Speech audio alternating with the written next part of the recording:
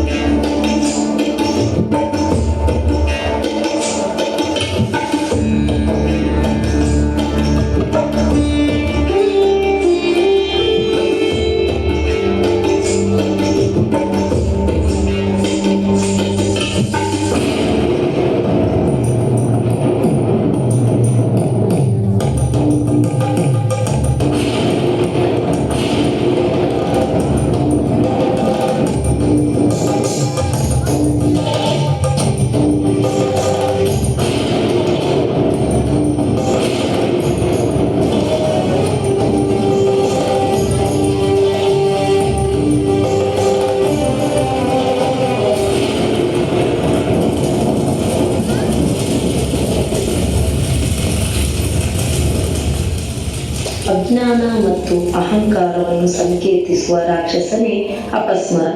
ತಪಸ್ಸಿನಿಂದ ಜ್ಞಾನ ನಷ್ಟ ಮಾಡುವ ಶಕ್ತಿಯನ್ನು ಪಡೆದು ಜನರಿಗೂ ಮತ್ತು ಪಾರ್ವತಿ ದೇವಿಗೂ ತೊಂದರೆ ನೀಡಲು ಪ್ರಾರಂಭಿಸುತ್ತಾನೆ. ಇದನ್ನು ಕಂಡ ಶಿವ ಅವನನ್ನು ನಾಶ ಮಾಡಲು ನಿರ್ಧರಿಸಿ ನಟರಾಜ ರೂಪವನ್ನು ಪಡೆಯುತ್ತಾನೆ. ಆನಂದ ತಾಂಡವದ ಭಂಗಿಯನ್ನು ತೆಗೆದುಕೊಂಡು ಅಪಸ್ಮರನನ್ನು ತನ್ನ ಪಾದಗಳ ಕೆಳಗೆ ಹಾಕಿ ತೊಳೆಯುತ್ತಾನೆ.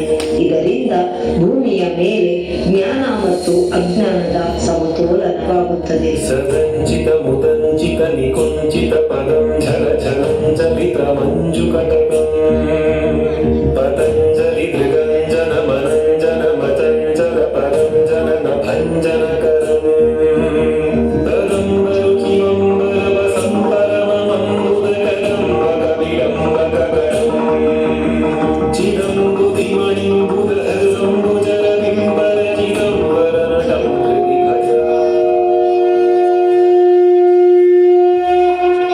ಸಮುದ್ರ ಮಂಥನದಿಂದ ಹೊರಬಂದ ಮೊದಲ ರತ್ನವಾದ ಕಾಲಕೂಟ ವಿಷವನ್ನು ಶಿವನು ಕುಡಿಯುತ್ತಾನೆ.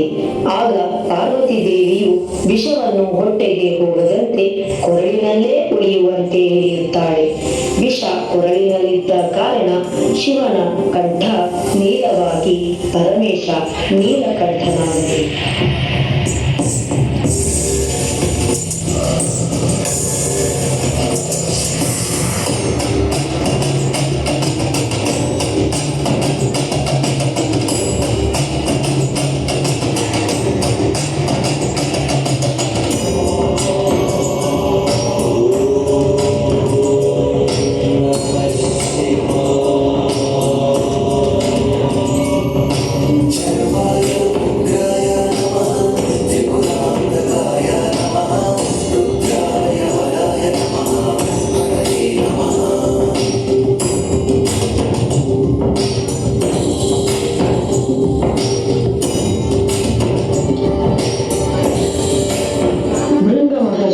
ಪೂಜೆಯ ವಿಧಾನದಿಂದ ಶಿವನು ಪಾರ್ವತಿಯನ್ನು ತನ್ನ ದೇಹದಲ್ಲಿ ಅರ್ಧ ಭಾಗ ಇರುವಂತೆ ರೂಪ ತಾಳಿದರು.